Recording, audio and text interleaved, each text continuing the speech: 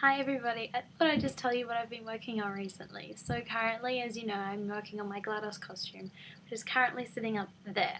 So, as you know, I'm going to Expo. So over the 3 days I'll be cosplaying 3 different characters. I have the little sister, my companion cube, and of course my GLaDOS costume, which I'm currently working on. So my current project is the GLaDOS one. So at the moment I've mostly finished the dress, I've half finished my hairpiece, and I'm currently working on the smaller pieces, the more intricate designs. So at the moment I've been working on my gloves.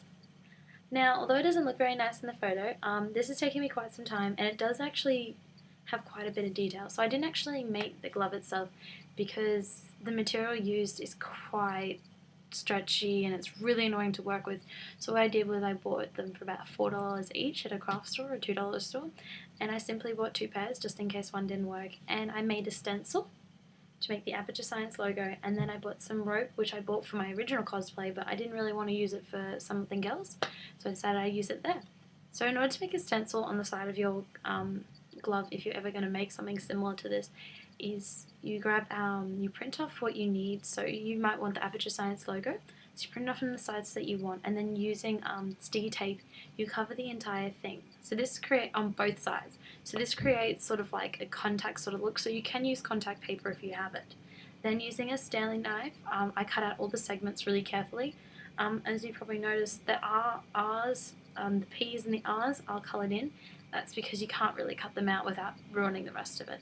So I originally used paint in order to make the sign, but then I decided that it didn't look as good as I wanted it to. So I use a black texture, which works equally as well. Then, in order to make this part, I had to make it quite loose and I had to stitch it on. So if you can't see, there's a small stitch just about there. So in order to join, what I did was I grabbed the rope and I went around my arm. Then I loosened it about 2 or 3 centimeters on the side so that I could have room for it in order to fit on all the way up my arm. Then, using hot glue, I joined it all together, as you can see, there and there. And then what I did was I stitched it into the glove. I kept it on the inside of the glove, right there, in order to reduce the amount of it being able to see, because usually when you take photos, you can only really see that, so you can't really see the messy other side. So that's pretty much how I made my gloves. I do recommend that if you are going to dye them, that you dye them with food colouring, or if you really want to go professional, you can use other dye. Gloves are an easy and effective way of making your cosplay look really good as well.